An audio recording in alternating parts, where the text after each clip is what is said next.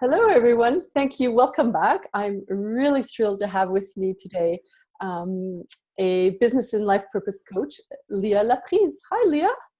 Hi, how are you, Linda? I'm fine. Thanks so much for joining. Thank you so much for having me. It's really an honor for you to create this platform and for me to be a part of it. Thank you. Thank you. So, what's your story? This is all about sharing and telling people, inspiring people with our stories. And I've been following you for quite a while. And I love your authenticity and your genuine approach to things. So yeah, maybe if you want to just share your story and tell us how you got to where you are today. Yeah, absolutely. I love sharing my story. This is a great question. Okay, so where should I start? Where do you want me to start? I could start really far back, or I could start. Sure. Start at the beginning. Oh, okay. So you know what? I'll actually start at the beginning, but I won't go on and on for hours about it. But I have to say that I remember being, I think it was 6 years old. And at the time, I remember people used to come to me with their problems. So they talked to me about it. We'd sort it out. Like as a little kid, I really felt like I was useful for helping people solve their problems or helping people solve their problems.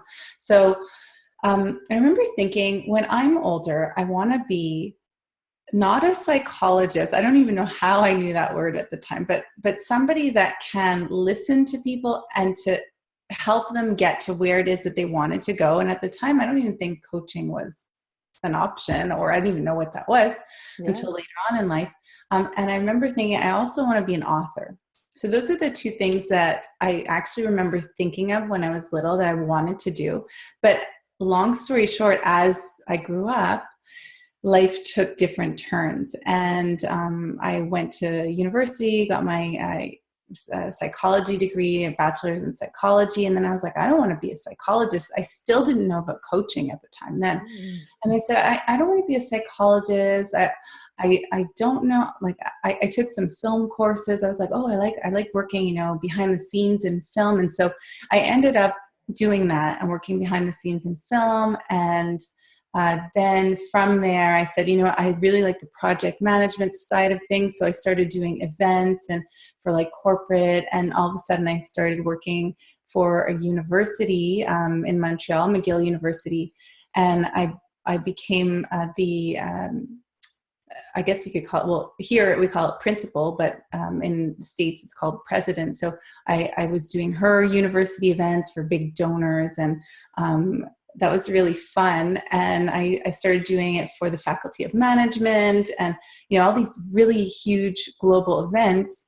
And although I loved what I did and I loved meeting people, it wasn't my calling. And I say this because there was something that was like pulling me in another direction that was very, very strong. And the less I listened, the more I ignored it, Mm. the stronger it got. Mm. I remember thinking, so I have four kids, so two stepkids and two kids. And when my two stepkids were little, I didn't understand what it was like to oh, well, I want to be a mom and stay home kind of thing, because I was a stepmom and their mom looked after them a lot too. But when I had my kids, and me and my husband had our kids, when I had my first baby, I was like, how can I ever go back to work like this and leave my son at, a daycare for 50 hours a week? Like that's like more than I actually work. And I just thought that was wrong. Like I could feel it in my bones. And one day I went to see the doctor, and I told my husband that I wanted to go on burnout leave, or I just wanted to do something different. But nobody really understood, and neither did I, really understood what that calling was. Mm. And the more I could hear it and feel it in my body, I would just try to figure stuff out. I didn't have guides at that time, other coaches to tell me, oh, this is normal. And had I known this is normal, I would have been okay, but it was kind of freaking out. And as I was working at the university, I also had a sideline business, which is a translation and communications business. So that took up a lot of my evenings and then family time. It was like, you know, a lot of work. So I decided, I went to the doctor. This is where like the cool part of the story happens, because this was the turning point of all of this. I went to see the doctor. I was sitting in her office crying my eyeballs out, like just crying and crying and crying. And when I was done, she handed me the Kleenex box and she said, "Are you finished now?" And I said, "Well, yeah. I mean, like, is it normal to feel this way?" Yeah. She said, "Well, sometimes it is. You seem very anxious. So here's some Prozac. Oh, no. Yeah. Come back and see me in 2 months. I'm not putting you on burnout." And I said, "Okay, yeah, right.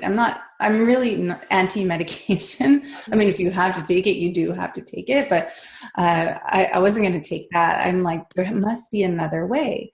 And I went back to the office. I was feeling like deflated. Like someone had just burst my bubble. I was like, this is not real. Like, how can we go around living unhappy like this? I felt like I was in jail and I was being punished for being there, even though my job was fantastic. And all of a sudden, I went back to work and my coworkers asked me, like, "So was everything okay? Like, you know, you went to see the doctor?" Like, they knew that I was unhappy. And I said, "Yeah." And she prescribed me Prozac.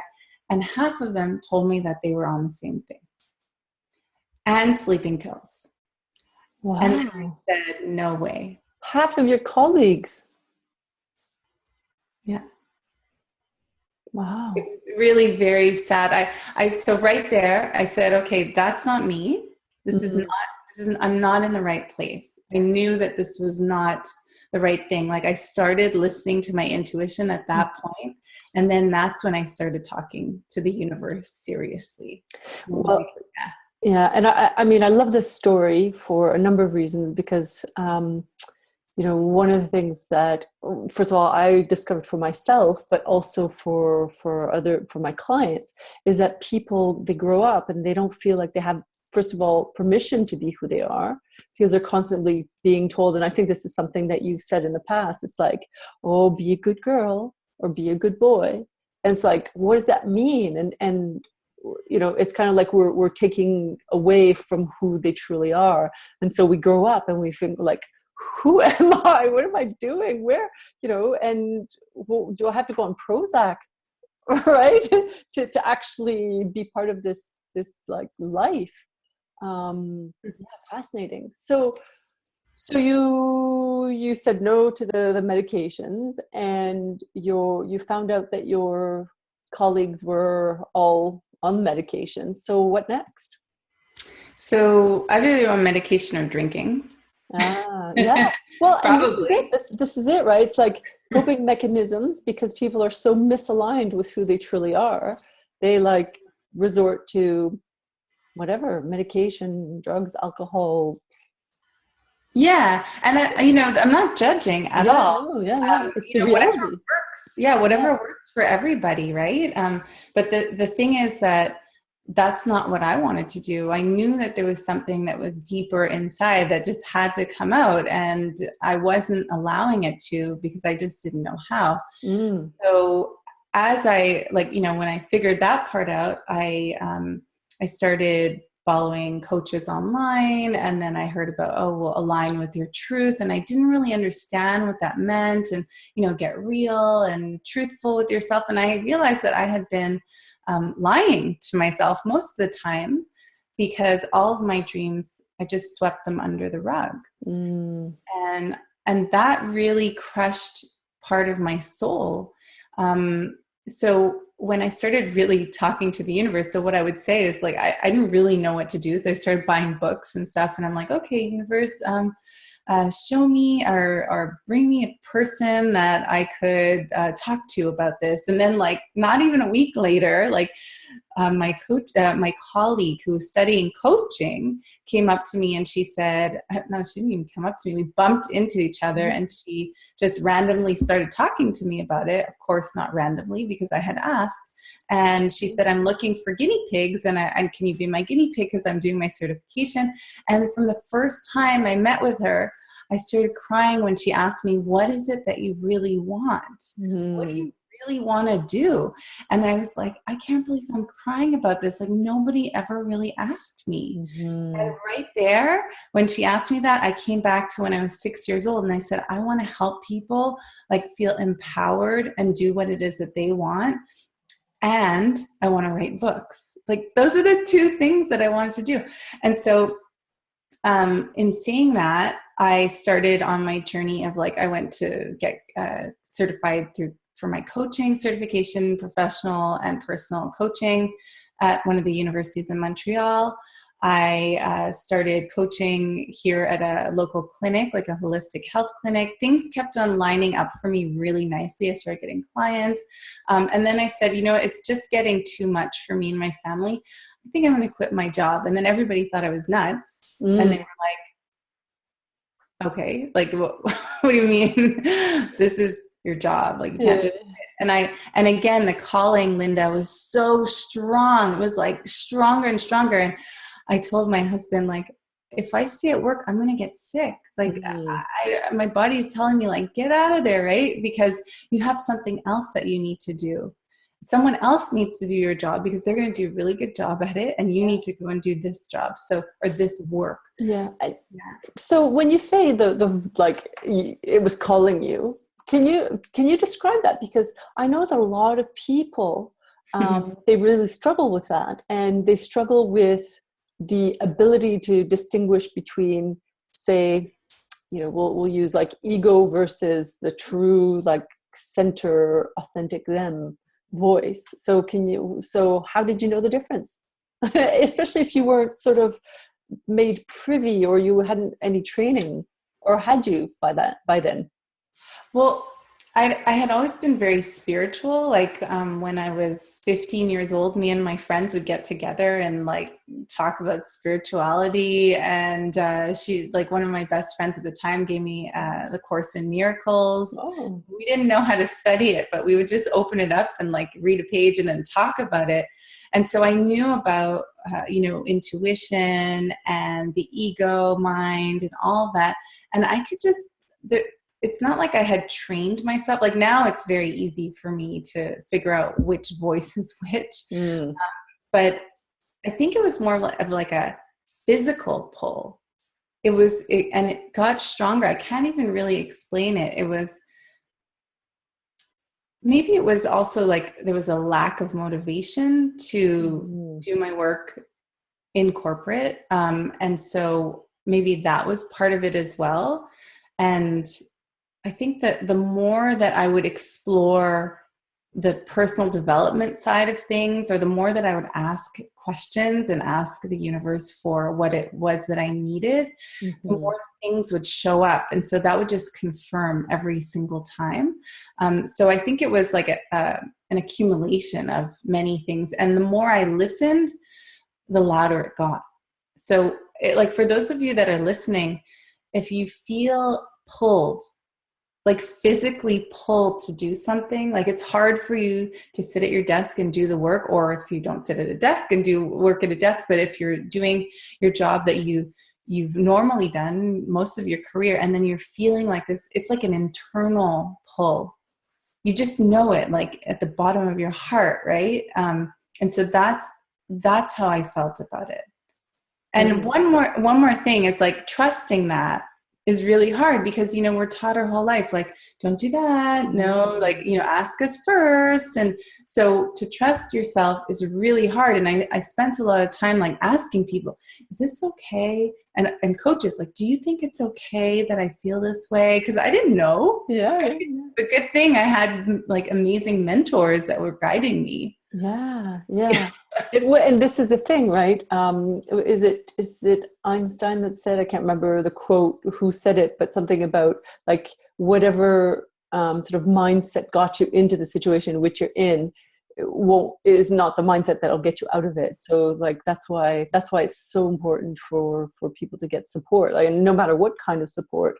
Obviously, you know, I think you probably would agree with me that getting a coach is like worth its value in gold, or diamonds or platinum or whatever whatever the highest trade is these days. But yeah, it just serves. I mean, I also have had coaches myself, and it's extraordinary, the shifts that can be made in such a short period of time versus actually just trying to do it alone and trying to figure it out yourself.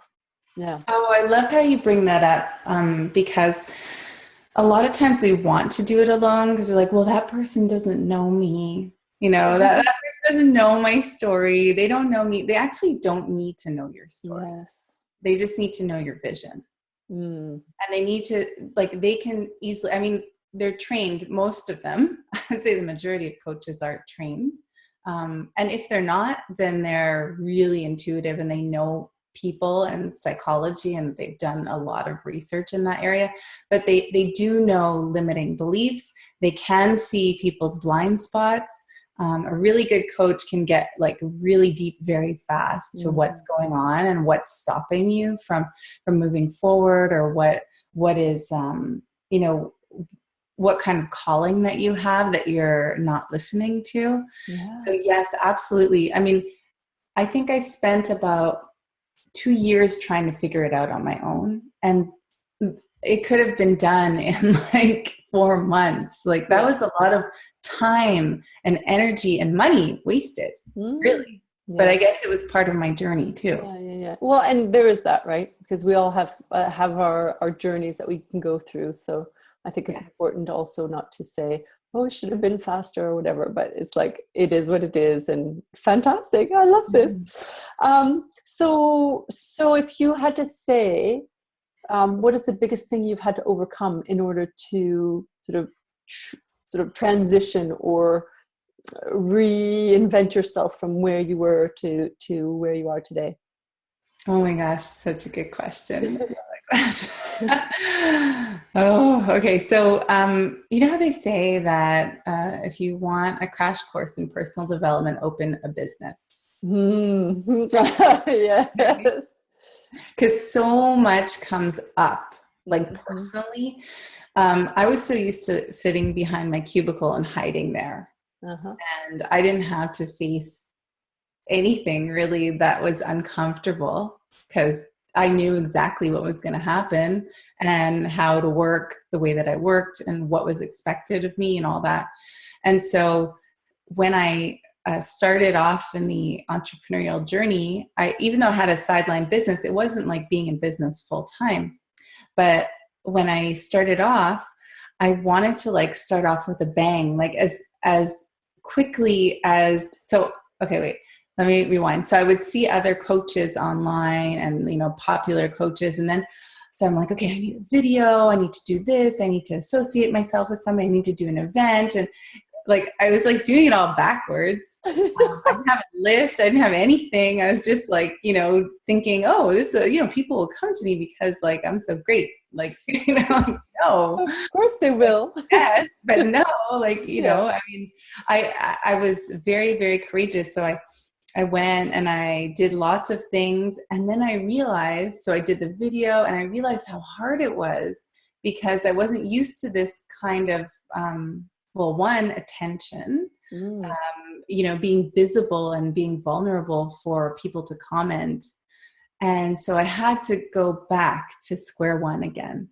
So for the first 6 months, it was all about go, go, go. You can do this, you can do this. And then I realized that I'm actually a highly sensitive person, and that I needed to like ground myself and to find, you know, figure out who it is that I was in order to be able to shine who I truly am, like authentically. But before, I was just like copying and not really knowing who I was. And I think that a lot of entrepreneurs do that, where they're like, okay, well, now I took the big leap, so now I'm going to do like everybody else and it's going to work and I know it will. And then they realize, they're like, wait a second, like this is scary. So I needed to go back to my roots and figure out, you know, what is my own personal rhythm when it comes to working, when it comes to engaging with clients or going out to get clients, having sales conversations, all of that. I needed to figure that part out. That took like a year and a half to feel really solid.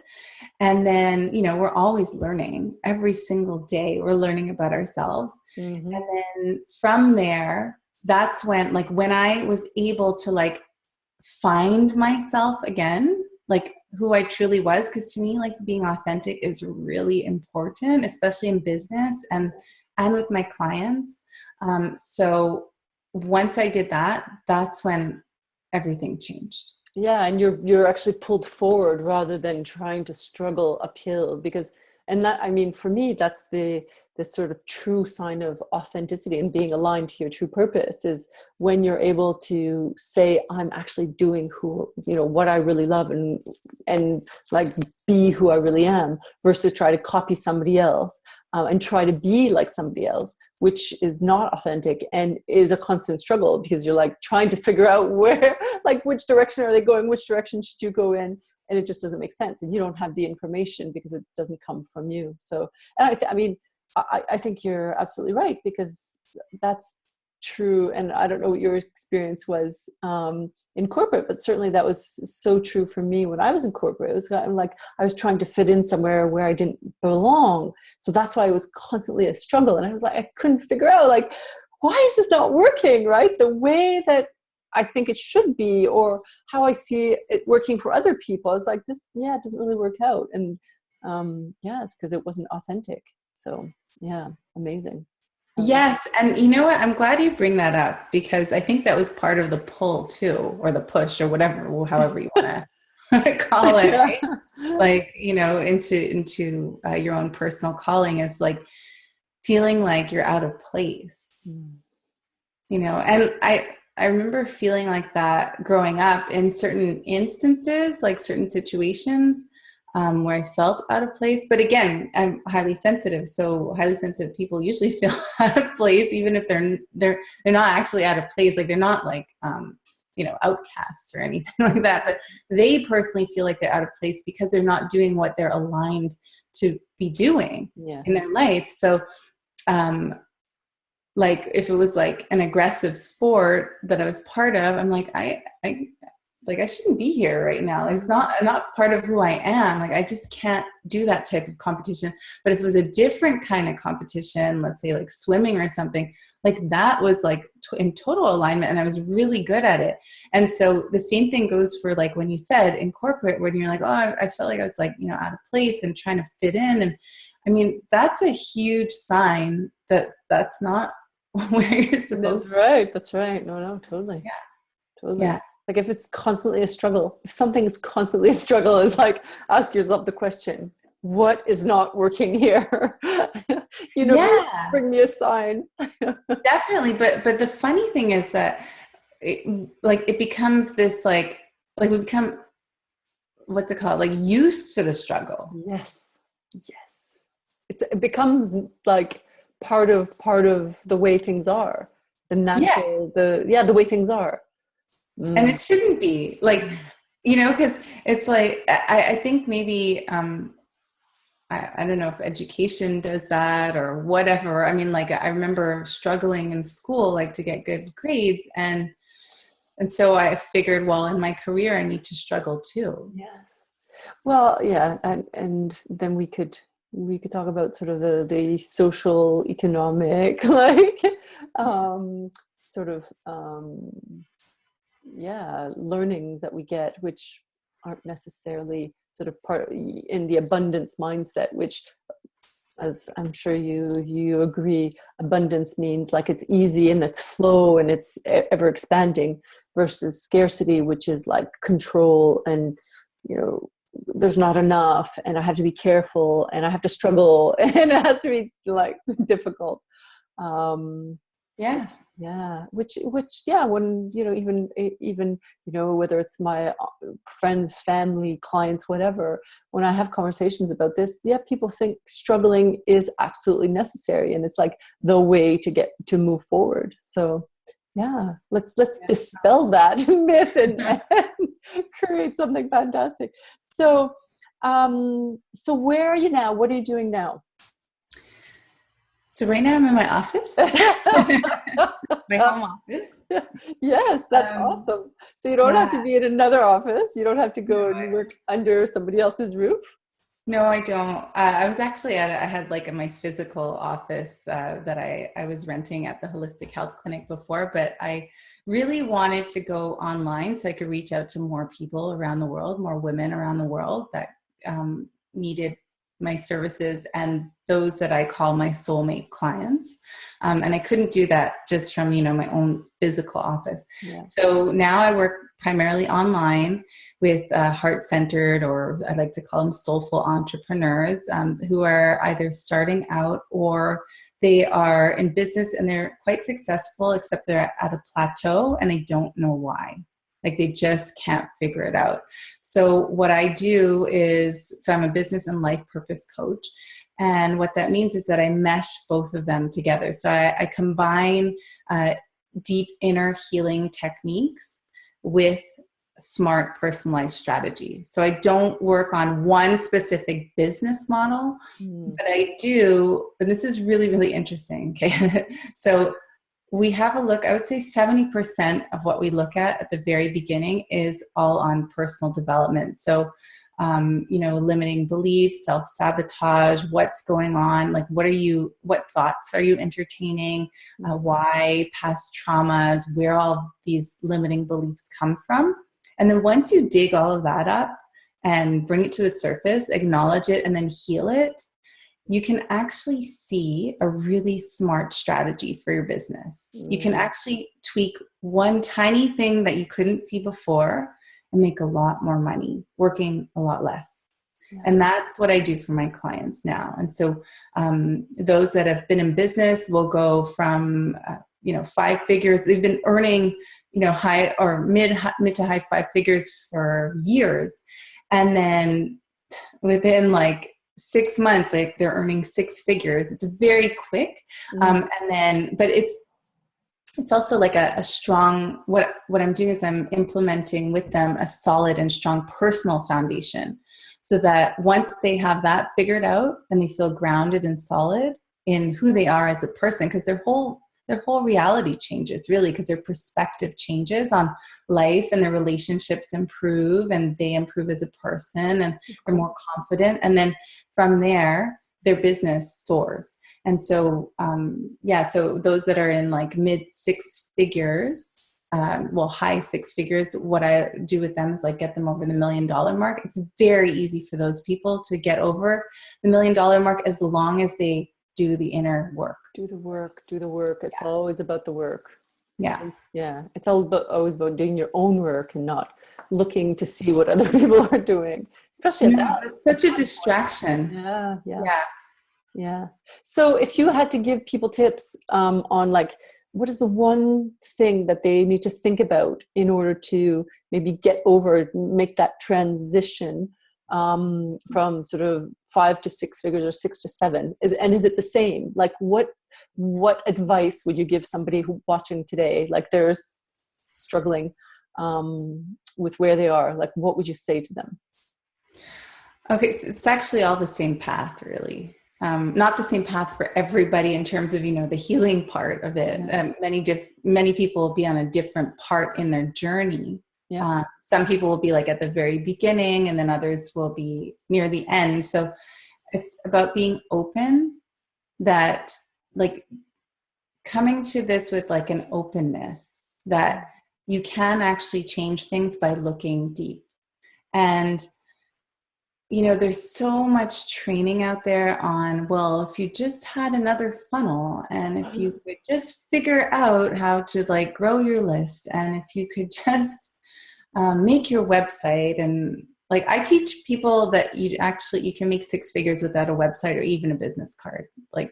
You just have to show up as yourself and be fully confident. But in order to do that, the inner work has to be done. Because it's like putting on makeup and thinking that you're going to feel good about yourself when inside you feel like crap. That's right. Right. So Yeah, so I'm just thinking of like a book that I was reading, Psycho-Cybernetics, where he talks about how he's a plastic surgeon and how people would come into his office and say, I hate my nose, I hate my nose. And he didn't want to operate on them. He's like, there's nothing wrong with your nose. I'm like, no, I hate my nose, I hate it. And then he'd be like, okay, go home and do these inner work Like, exercises. I love you in the mirror or something.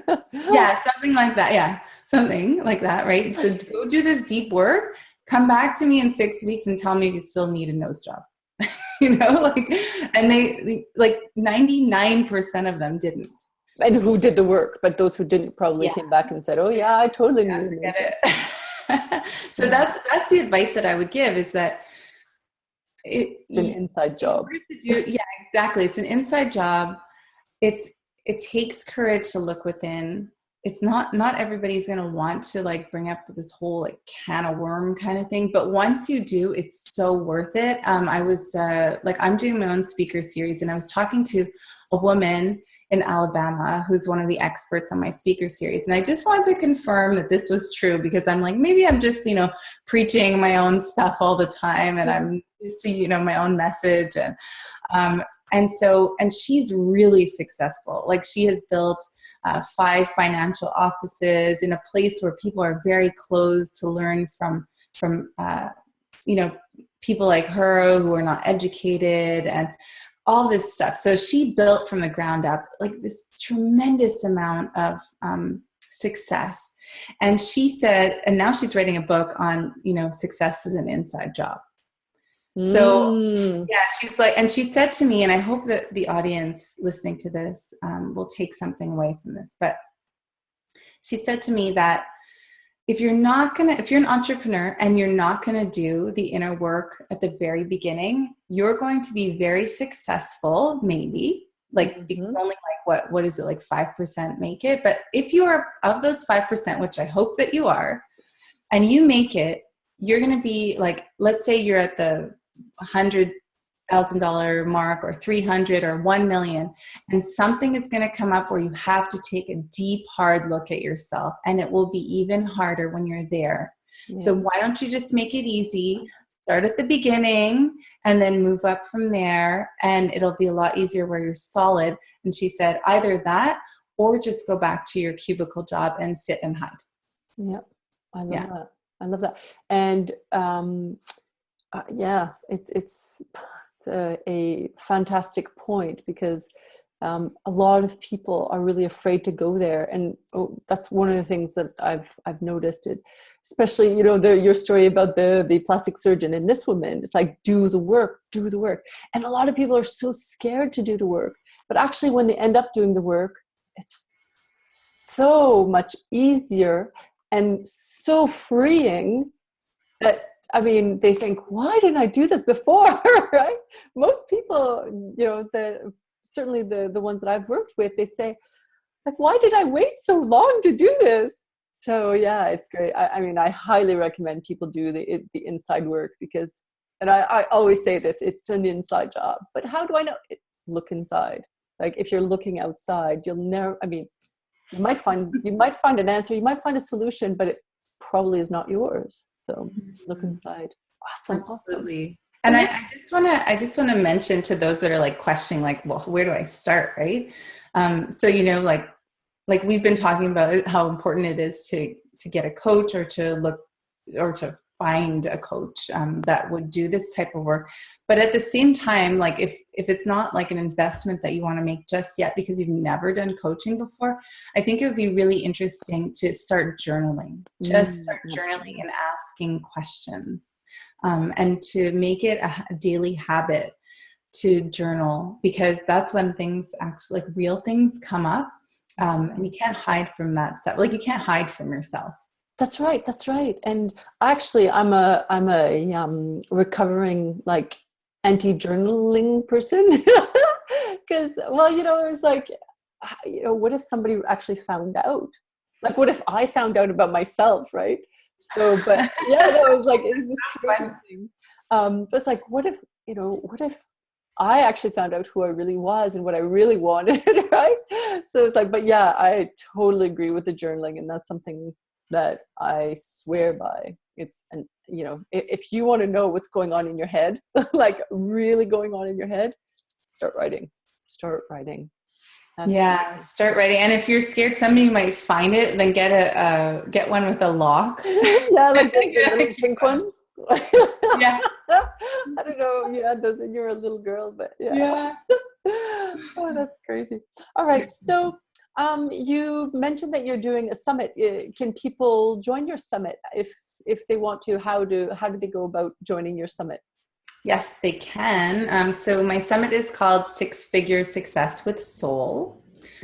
So what it is really how to tap into your full potential and to learn more or discover how to be more prosperous through like soulful type work. So conscious practices.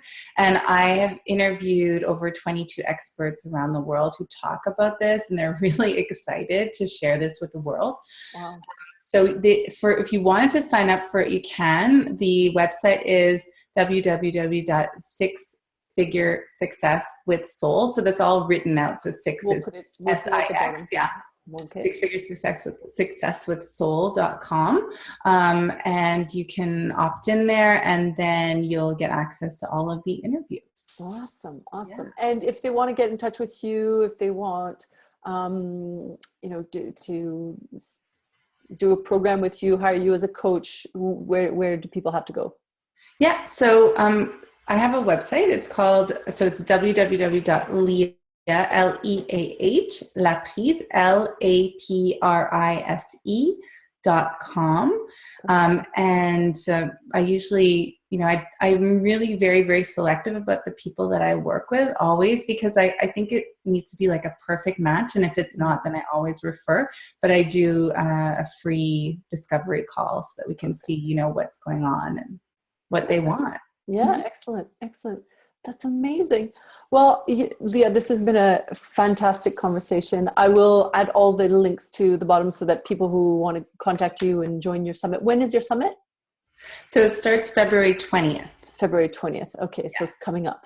Yeah, coming up. The landing page, so the sixfiguresuccesswithsoul.com will be up by Wednesday. So like tomorrow, because right now we're Tuesday.